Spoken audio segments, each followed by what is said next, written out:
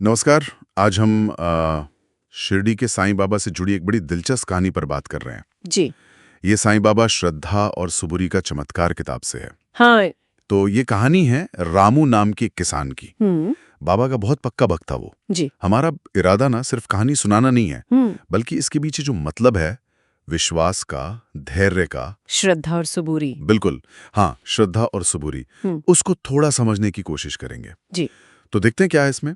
कहानी यूं है कि रामू, जैसे मैंने कहा, किसान था, गरीब था, बारिश हुई नहीं थी, खेत एकदम सूखे और घर में मतलब खाने को कुछ नहीं, बच्चे भूख से रो रहे थे, बहुत बुरी हालत थी। हाँ, वो दौरी ऐसा था, अनाज की भारी कमी का। बिल्कुल।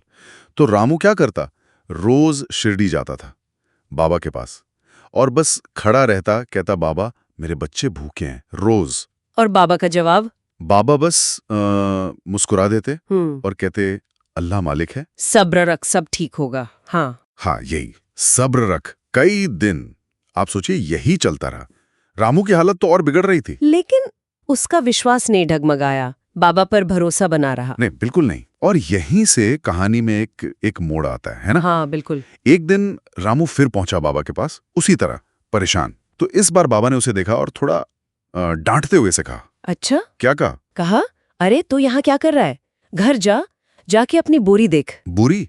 पर रामू तो जानता था। हाँ, वही तो बात है।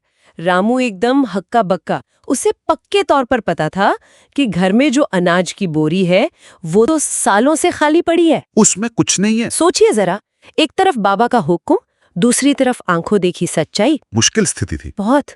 लेकिन बाबा पर उसका विश्वास, वो इतना पक्का था कि वो कुछ बोला नहीं, उल्टे पांव घर भागा होगा बेचारा, उम्मीद और शक के बीच। हाँ। घर पहुंचा और वो पुरानी खाली बोरी उसे खोला, कांपते हाथों से शायद। और क्या देखता है कि बोरी ऊपर तक, गले तक भरी हुई है चावलों से। हाँ, बेहतरीन चावलों से, ऐसे चावल जो उसने शायद कभी देखे भी ना हो। ये है वो चमत्कार वाला पल। बिल्कुल। देखकर तो उसकी आंखें फटी की फटी रह गई होंगी। यकीनन।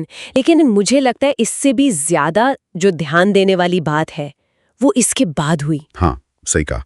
जब रामू भागा भागा वापस बाबा के पास गया होगा, हाँ। खुशी से, हैरानी से। हाँ, और जाकर सीधा बाबा के पैरों पर गिर पड़ा होगा शुक्रिया अदा करने। जी।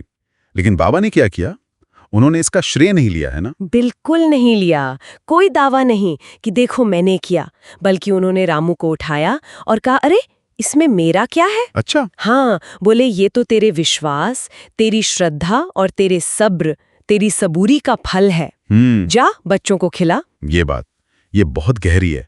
बाबा ने चमत्कार का जो स्रोत बताया वो भक्त का अपना विश्वास और धैर्य था। हाँ, ये सिर्फ ऐसा नहीं कि मांगा और मिल गया, इसमें वो पूरा वक्त शामिल है जब रामू रोज खाली हाथ लौट रहा था। सही। फिर भी उसका विश्वास बना रहा। वो जो सबूरी वाला हिस्सा है ना, हाँ, सबूरी, धैर्य, वो शायद आज के जमाने में ज्यादा मुश्किल लगता है। हमें तो सब कुछ फटाफट चाहिए, इंस्टेंट। बिल्कुल सही कहा आपने। बाबा का संदेश हमेशा यही रहा है, श्रद्धा और सबूरी दोनों साथ साथ। सिर्फ विश्वास कर लेना काफी नहीं है, धैर्य भी रखना होगा। बाबा को पता था रामू की जरूरत क्या है।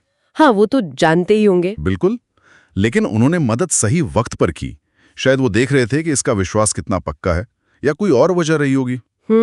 ये तो बाबा ही जाने।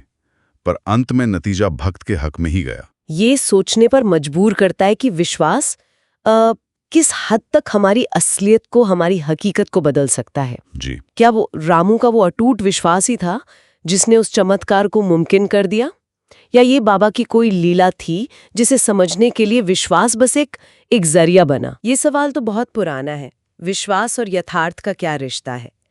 साईं बाबा की शिक्षाओं में अगर देखें तो विश्वास कोई ऐसी चीज नहीं कि बस बैठे इंतजार कर रहे हैं। अच्छा। नहीं, वो एक सक्रिय अवस्था है, एक एक्टिव स्टेट। ये भरोसा रखना कि मदद जरूर आएगी, चाहे हालात कितने भी खराब क्यों न दिख रहे हों। रामू का रोज शिरडी जाना, भूखे पेट होने के बाद भी, वो उसके सक्रिय विश्वास का ही तो सबूत था। हाँ, ये बात भी सही है।